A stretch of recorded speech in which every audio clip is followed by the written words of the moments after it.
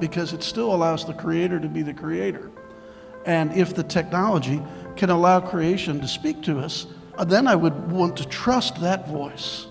Notice a lot of you are interested in our talks about technology and artificial intelligence. A lot of you are watching, but only about 4% are actually subscribing. So 96% of y'all hit that subscribe and like button so you can be updated whenever we have new releases.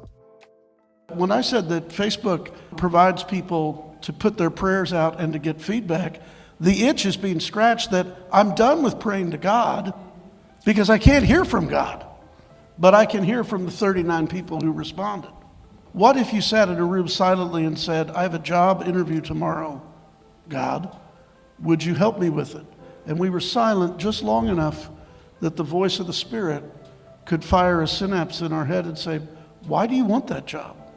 What will it do for you? You know, well, I feel like I've arrived. I feel like I'm finally enough. Or, no, I just want to feed my family. When we are producing these feedback loops, and AI, at least the GPT side, is a feedback loop par excellence, what we end up with is a black mirror. And most of those programs end up being somewhat horrific. On the moral side, I think that our itch that wants to be scratched is that we don't have to do the hard work of sitting alone in a room silently and hearing the voice of the Holy Spirit. I think we're trying to avoid that work, and I think we're looking for immediate feedback. Oracle computing, not the company. Is it possible that we could plumb the depths of creation itself, the vibration of electrons and protons and neutrons, an organic system created by God, could actually do some of the work for us and speak to us? And I thought to myself, wow, I would love to know what Walden Pond would have to say to us. I would love to know that, because it still allows the creator to be the creator. And if the technology can allow creation to speak to us, then I would want to trust that voice. Why would you trust that voice, even though it was mediated by technology? Oh, more than you would trust. Because a long time ago, there were 7 days in which the Creator said, it's good, it's good, it's good. And again, this goes back to the morality issue. God says, let there be light. And he wasn't talking about the sun and the moon, and he said, light is good. And then he said, let the waters separate.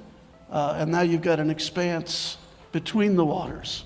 And then he said, that's good. And then by the time he got to creation in his own image, he says, created man in his image, comma, male and female created he them. And he says, it's very good. So the reason that I would have a bias, a default position towards listening to the lake is, besides the fact that it's poetically beautiful. I mean, thank goodness for artists. But that also that we would be unlocking the wisdom and the goodness of God that's inherent in creation. So my bias would be towards trusting that. My bias towards efficiencies, the technological imperative. Do you know we spent, I think it was Procter & Gamble spent $500 million to come up with Pringles? And I know that seems like a total non sequitur. But it was like, okay, here's a potato, natural, and we slice it thin and we fry it, but the problem is we can't predict the shape, which makes packaging difficult and shipping difficult. And they spent $500 million in development to finally predictably have a way to create a potato chip. Did it pay off for them? Yeah, oh, and yeah, it's a big success, says the business guy. Well, I mean, from a business perspective, right? And this is to your point then about efficiencies, right? We're still working on how do we create a square tomato so we can package and ship them. The square shape means that farmers can pack 35% more tomatoes per carton. It's cheaper, more efficient.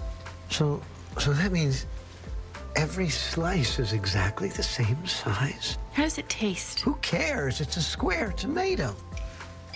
You're doing the Lord's work. Literally. Then the questions are, okay, the technological imperative, if we can do it, should we do it?